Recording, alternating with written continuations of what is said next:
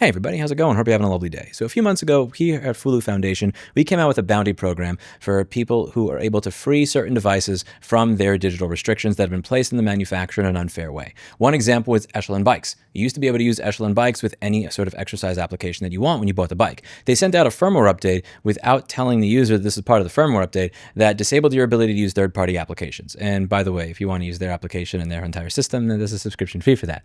You have Future Home, which went bankrupt after going bankrupt, released a firmware update to all their devices that is going to have you pay a subscription in order to be able to use your smart apps again. It's very shitty.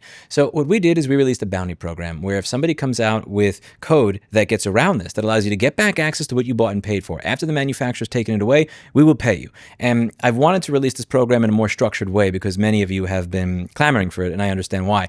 So I'm just happy to announce today that we have that. Welcome to our Fulu Bounty website. I'll include a link down below. When you go to this website, you'll see a number of different devices that are locked in certain ways in spite of the fact that you bought and paid for it. Whether we're talking about Nest thermostats, which Google no longer supports, or we're talking about refrigerators that you purchased without advertisements, but now have advertisements on them. There's a law called Section 1201 of the Digital Millennium Copyright Act that makes breaking digital locks on what you paid for, even if you're just fixing it to make it work again, illegal. This is a very stupid, old, obsolete, broken law. This law existed before your air conditioner connected to the internet, before your television connected to the internet, before your washing machine and your refrigerator and your thermostat and everything else in your life connected to the internet. Because these devices now connect to the internet, that means that the manufacturer has the ability to brick that device at will or simply stop supporting it at some point, giving you something that's totally useless. Now, there is a process right now with Section 1201 of the DMCA, which is a horrible law that we're looking to get reformed, where you can go to the Library of Congress and go,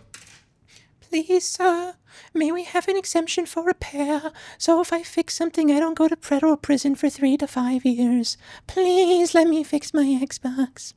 And the reason that we have to do that is because I'm not kidding. There is a 3 to 5 year in federal prison penalty if you break a digital lock, not on other people's servers, not hacking into somebody else's computer. If you break the digital lock in your refrigerator to get the ads off of it after you paid $1,800 for it, that's illegal. That's against the law. And I think it's insane. Now, once you go through that exemption process, you are now able to fix it. However, the trafficking provision in Section 1201 of the DMCA is still in full force. What that means is that even if I know how to fix it, I can't share that information with others, which makes it useless. Now, let's say that I'm a practicing oncologist, and let's say that it is illegal to treat cancer. Let's say that you release an exemption that allows me to be able to treat my own cancer. Great, but what good is that to everybody else? People don't know how to treat their own cancers. 99% of the population has no idea how to fix or unlock their own thermostat or unlock their own refrigerator or write new firmware for an exercise bicycle that bricked itself. It is important that we reform this law. The exemptions that exist right now are a joke. It's great that you have it, but it's barely better than nothing. You need the ability to share your solutions with the world. And right now, that's not allowed because of this stupid law. So at ConsumerRights.wiki, what we're doing is we're building up a database of all these anti-ownership companies that have all these anti-ownership products. And what we want to do with this bounty program is demonstrate, here are a list of devices that could work again that cannot because of this shitty law. So here's the way this works. If you come up with a solution for the devices that we have on this list, you get the money that's on that website. Now, we're not requiring that you release the solution to the public. I'm not telling you that you got to try and risk going to federal prison for 3 to 5 years. That's not on me. If you want to release the solution, I'm not going to stop you. But I will tell you that A, it is punishable by 3 to 5 years in federal prison in the United States, and B, you're not required to. The way I see it, this is win-win. If people release solutions, then we can demonstrate and get people excited about reforming this law because they can physically and tangibly see and feel the devices that work again that the law as it currently exists does not allow. If the solutions are not released, that's great because now when I go in front of legislators and I have to listen to these pompous lobbyists say crap like, we believe this legislation is in search of a problem that does not exist. This is legislation in search of a problem. I can say, well, actually, millions of people use these products, and if this person releases a solution to it, he goes to prison. So there is actually a problem here. Now, are you saying that he shouldn't go to federal prison for releasing these solutions? Can't have it both ways. The way I see it, this program helps regardless of which way it goes. If people release stuff, great. If they don't release stuff, even better. We have our desired outcome anyway. Reforming this crappy law and demonstrating how shitty this law is. And here's how you can help. Firstly, above all else, if you could inform and educate people in the process of your everyday life about how ownership is being eroded and how crappy this law is, that would be great. There are so many things going on right now. Government shutdowns, healthcare fights, immigration fight, all sorts of stuff, especially in the United States. This is an issue that just kind of goes to the wayside. I thought that we were going to be able to introduce a bill recently. The government shutdown and all the back and forth and everything completely destroyed any chance of that happening in the near term.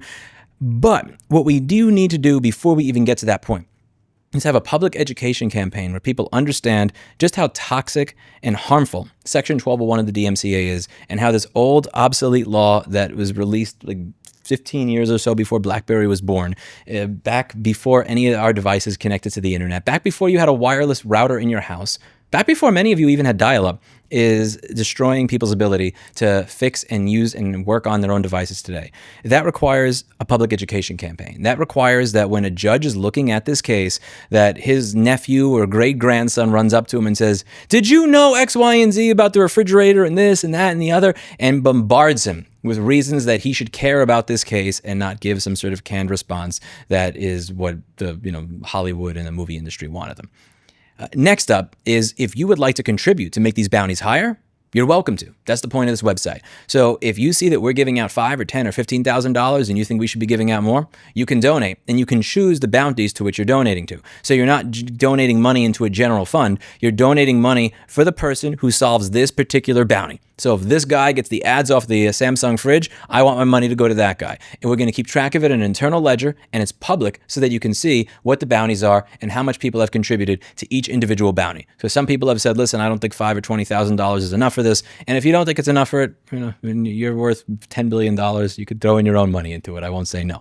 That's the way this works. And I look forward to getting started with this. And I look forward to adding items as we go through, as people contribute articles to consumerrights.wiki. I just want to say thank you very much to all of you who've been incredibly helpful in making this all possible. Thank you to members of the community that have chosen to speak about this issue, from Andy, Steve Burke at Gamers Nexus, and many others that have started to include this type of consumer rights advocacy as part of their normal content. I really appreciate it, and I'm hoping that in 2026, this will be the year that ownership starts to make a comeback again. That's it for today, and as always, I hope you learned something. Visit the Bounty website, take a look at it, look at the wiki.